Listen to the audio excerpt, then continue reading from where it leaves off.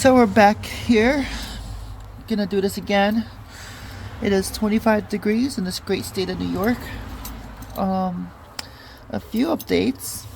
I did find my oil drain tube.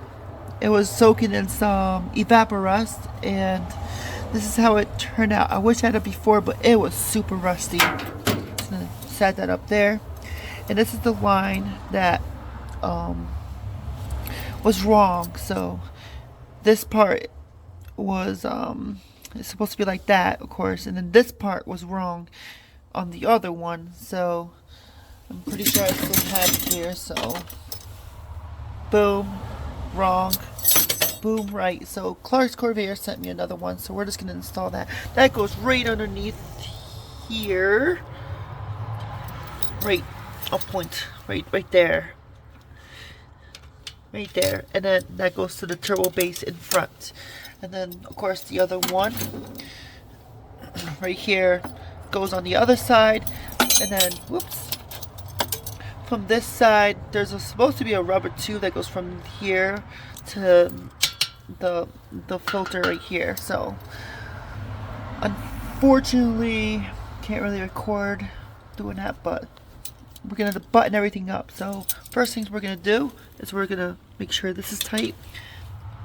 I'm going to take this off and make sure this feed line right here that goes all the way down here, where is it? It goes all the way down here. It's free and clean of any debris and possibly loose oil before it goes into my brand new used turbo, because this was kind of expensive and I do not want that to break. And then we're just going to tighten this down and then button everything up. So this part smells like fuel. Yeah, it smells like fuel. So not really sure what that's about, but I could suggest that maybe when the last guy was trying to take the fuel out of the can, it might have just spilled down there. But if it's not, let me know. So getting back in here, this is how it's supposed to look right here. And then you just put a vacuum line from here. I'll just refer to the filter right there on that nipple, which we will do eventually.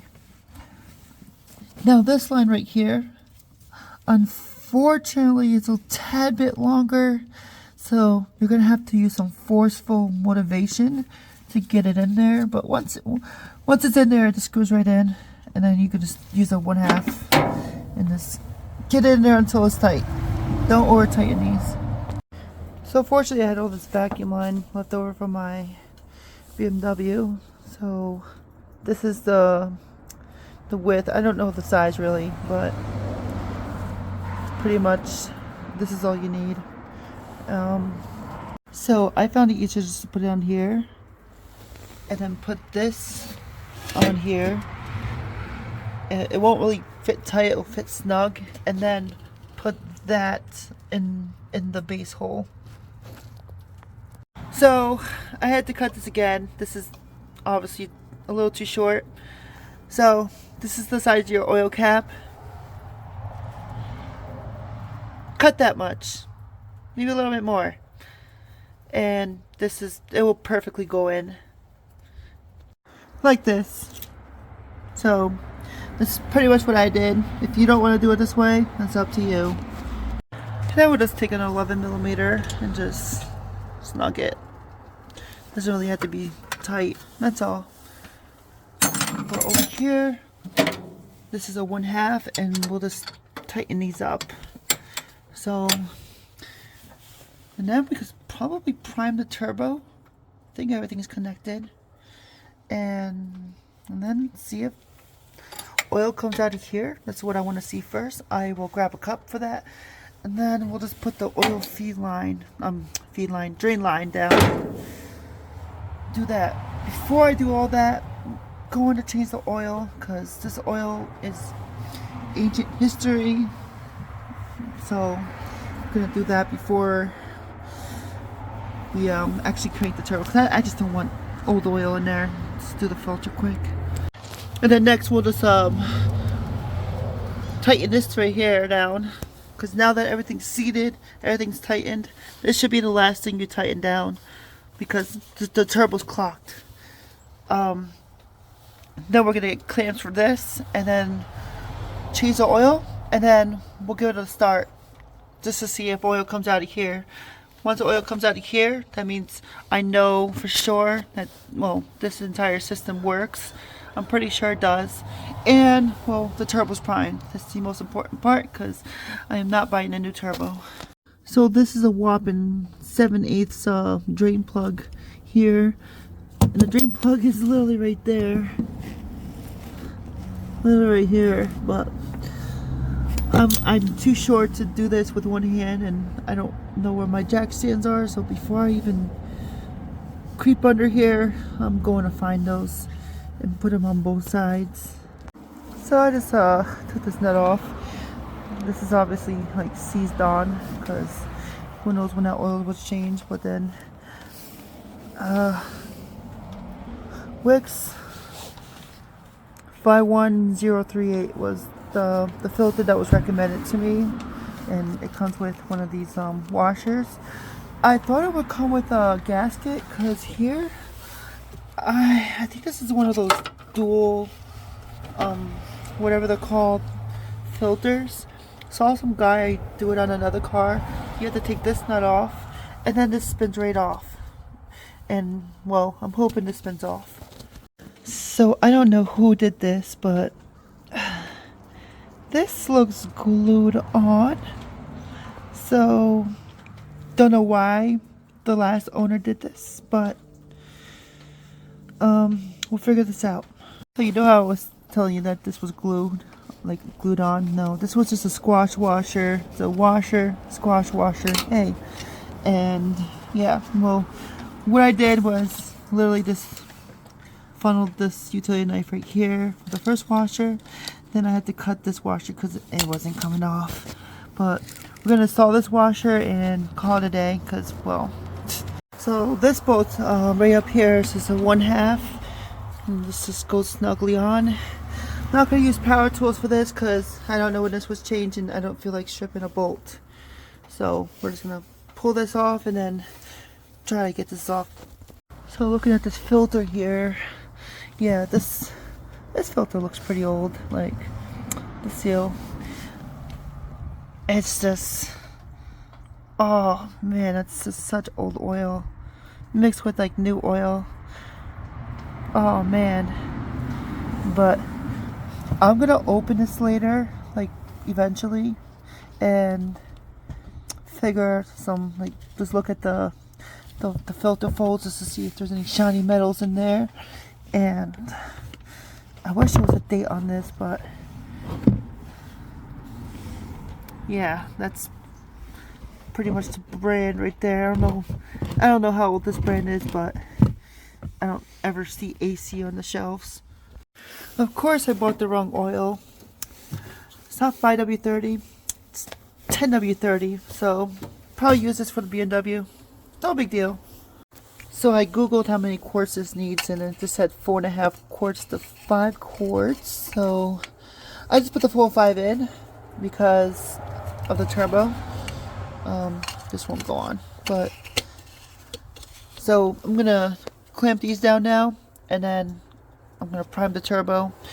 I have this little cup that's gonna catch any turbo juices in here, and as long as that works and the turbo's primed and stuff, I'm sure you don't need to do this, but it's just for my sanity. As long as this has dripping oil in here, I will just secure the whole thing and put the oil drain tube back in. So everything is connected. I actually found the old clamp and it was good. I remember pulling this clamp right here, and it was trash. It was just rusty old trash. So everything's secure. This is how it's supposed to be, and yeah, I feel like I did a good job. So I don't exactly have an interior. I'm actually redoing everything. I have to weld some floors, but here we go.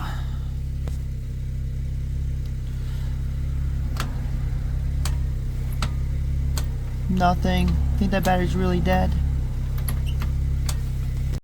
Alright, we're gonna give this a 30-second warm up. I never heard that before.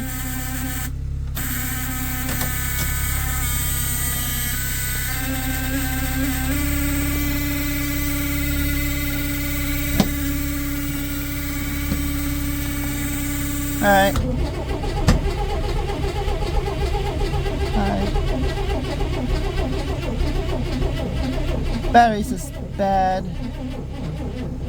Yeah.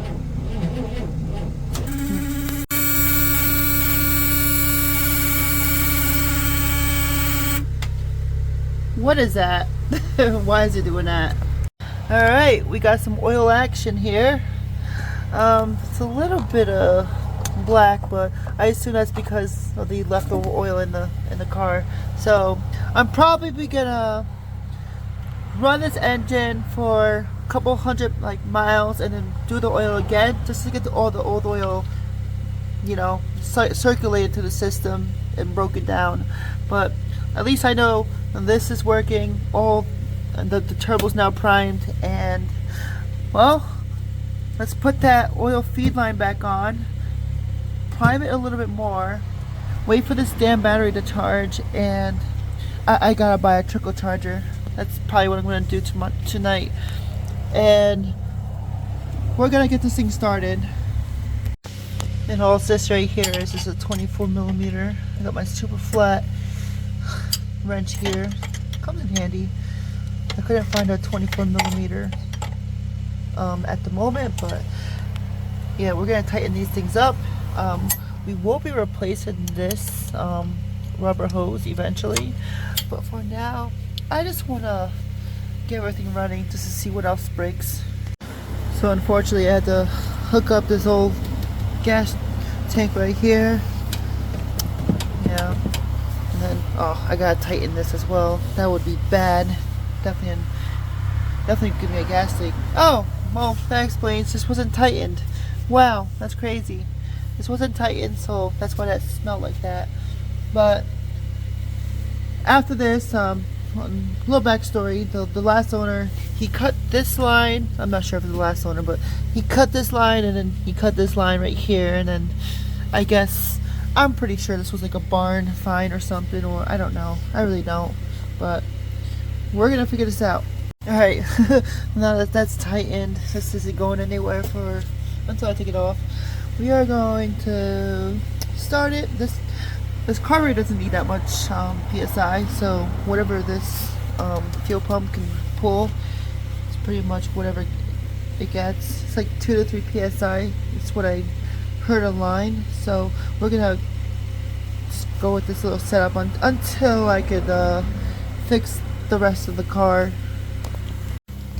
Alright, something I forgot. I bought the filter with the recirculating there's the recirculating line to go back to the tank. Unfortunately, I don't have a tank I do have a tank, but it has a hole in it and I have to replace it, so I'm gonna have to recirculate that via some line back to this jug. This isn't a fuel line by all means, but it's a do for now line. We're just gonna put that in there. This is honestly just a vacuum line. Not long term, just for now. So unfortunately, this isn't starting. I already did a ignition test. Let me put that back. And I had no spark, but I think I found the issue here. This is literally hanging by a thread of wire. So I traced this wire all the way back here, and it's just time for replacement. I'm sure way back here somewhere I need to do some rewiring of this car, so that's okay. I'm going to double check every single wire here just to make sure everything's fine. Tomorrow I will actually directly test these wires just to see if it's getting power. I do have my little tester kit here thing, but it's getting really cold. It's about 15 degrees, so better luck tomorrow. Just a tiny little update. We're no longer buzzing, so that's good, and I'll show you why. Pretty much what happened was, well, this wire right here decided to just, break off, and it was holding on by a couple of threads, so that's trash. And I just pulled this from my parts BMW and just did my best to, you know, just for now. I'm probably gonna go through all these lines and figure it out, but yeah, this was broken, and I think this was making that thing in front buzz. So if that's buzzing, you probably have a wire issue.